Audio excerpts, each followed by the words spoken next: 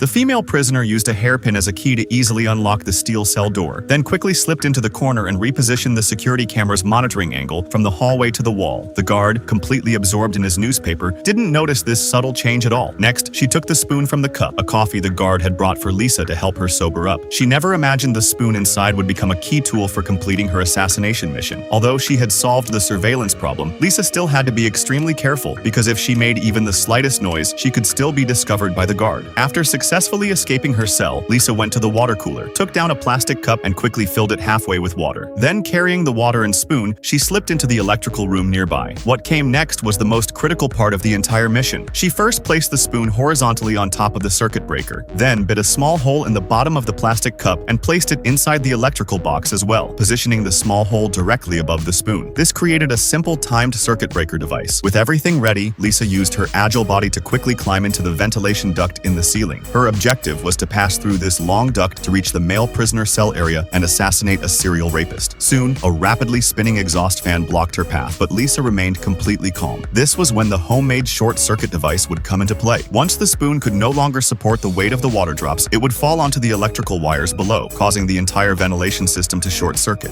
The exhaust fan would also stop spinning at that instant, but this was actually when Lisa grew nervous. She had to pass through the fan blades at extreme speed because at this moment, the warden had also discovered the electrical malfunction and sent a subordinate to investigate. Once the power restarted, she would be sliced into pieces by the blades. Fortunately, Lisa was lucky enough. The exact moment the guard pulled down the circuit breaker, she had just gotten her entire body through the exhaust fan. After a brief rest, Lisa opened the ventilation duct and successfully entered the men's restroom below. Now, all she had to do was wait. When a guard came to use the restroom, she would quietly slip out of the stall, sneak up behind the guard, and launch a surprise attack. She kicked him unconscious with one swift blow. Then she used his body to successfully fool the guard in the monitoring room. The guard thought the person on screen was his colleague and directly opened the cell door, completely failing to notice Lisa hiding behind the man. Next, Lisa retrieved the guard's gun and keys in the surveillance blind spot, then opened the cell where the rapist was held in solitary confinement. While he was sound asleep, she shot him dead with 2 bullets, but the gunshots also triggered the prison alarm. The guards quickly grabbed their weapons and rushed toward Lisa at full speed.